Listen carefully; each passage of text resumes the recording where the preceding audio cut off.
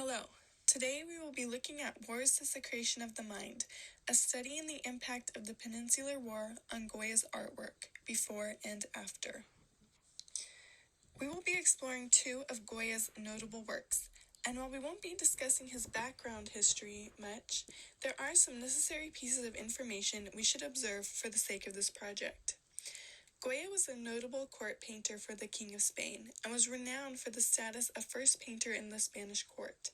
He held this position throughout the Peninsular War, which would have exposed him to the horrors of what was going on as Spain was invaded and overtaken by the French, and he had to continue to serve in the French-ruled court as the war raged on. So let's discuss Goya's pre-war paintings. The one we will be discussing today is the Parasol. Goya painted the Parasol in 1777 while he was working as a court painter. The painting depicts a young woman who appears to be a part of the Spanish aristocracy and a young man who is holding an umbrella or parasol for her to sit in the shade of. According to the Museo del Prado website in an article titled The Parasol, this work entered the Prado Museum collection in 1870 by way of Madrid's Royal Palace. Access to the series of 10 tapestries, cartoons destined for the dining room of the Prince and Princess of Asturias at the Palace of El Pardo. Goya made this painting in the style of Romanticism, with notable aspects such as nature, emotion, and individuality. The individuals of the man and the woman are the emphasis and center of this painting, with their location in nature falling second to this.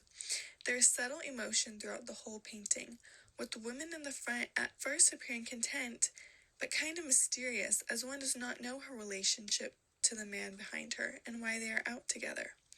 There are subtle undertones and questions that arise. What are these people doing? Why are they together? But these questions fall secondary to the overall pleasant tone of the painting. There's an interesting use of shadow and light within the painting, with the shadow of the umbrella casting darker notes on the woman's face and the body of the man, showing Goya's early mastery of shadow. The colors used are bright and cheerful, drawing the eye to the detailed clothing of the young woman, with the background being toned down with darker colors, further adding to the depth of the painting.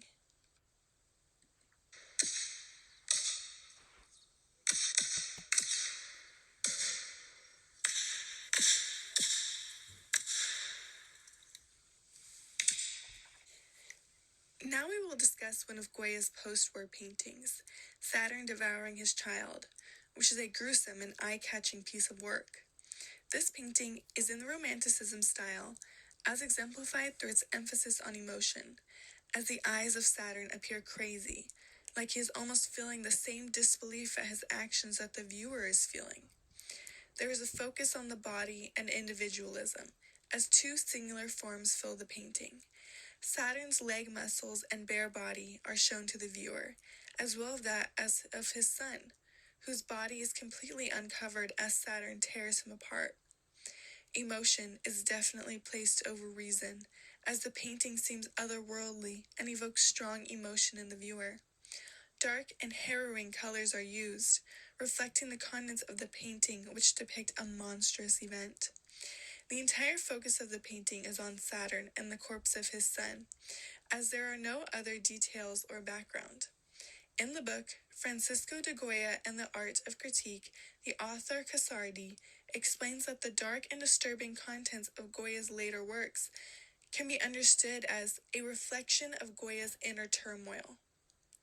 Near the end of his life, Goya was haunted by lingering illness, struggling mental health, and the horrors of what he had seen in the war as his country was taken captive and invaded by France. These are drastically impacted what he would paint and changed his entire point of view on morality and humans. According to the article titled Goya's Festivals, Old Women, Monsters, and Blind Men, published in the Oxford Academic by Judah Held, Goya began to ponder the origins of his suffering, wondering if people grew horns after birth, or if they were equally monstrous their entire lives, reflecting the horrors of the war and the evil he saw in people. These are the questions that inspired Goya to paint such a disturbing image, simply emptying the dark thoughts in his mind that the lasting ramifications of the war were causing. When looking at the two paintings side by side, there is a clear difference in Goya's earlier work before the war and his work after the war. Tonally, the paintings are complete opposites, with one showing members of the aristocracy enjoying time outdoors, with the other depicting a gruesome and horrifying monster devouring his child. According to the book Goya, an account of his life and works, as France invaded Spain and Goya's entire world changed, he changed with it. His spirit became full of bitterness, and witnessing the butchery and slaughter of his fellow countrymen, many of whom he painted in countless portraits such as those in the Parasol, according to Calvert. Goya stood witness to watch his home completely destroyed. The relationships he built and the people he loved were torn away from him. And according to the Smart History video, Goya, by Harrison Zucker, he watched Napoleon's army destroy the country and became obsessed with the cynical nature of time, which inspired many of his later and darker artworks, about how regimes and parents, as seen with Saturn, turn on those who are less powerful and rely on them for strength and protection. Those who knew Goya before and after the war admitted that he presented with psychological disorders and expressed situations of mental derangement, which is obviously shown through his highly disturbing artwork at the end of his life, especially when compared to such light and contrasting earlier works such as the Parasol, as according to Felicati and Sperati in the paper Francisco Goya and His Illness. Goya's mastery of painting and romantic technique evolved throughout his life. As every day, nature-filled scenes began to lean deeper and deeper into the sublime, the all-consuming fear and awe of what Goya presents. He became more honest with his paintings, and according to Calvert and Goya, an account of his life and works, expressed his skill of making demons terrible by their humanity, which is seen in the second painting discussed with Saturn's unnerving human-like characteristics and emotion-filled facial expressions. Overall, Goya's paintings and his mental state were dramatically shifted and changed over the course of his life, largely due to the horrors of war that he saw, influencing his once aristocracy portrait-filled style to a darker, more sinister viewpoint.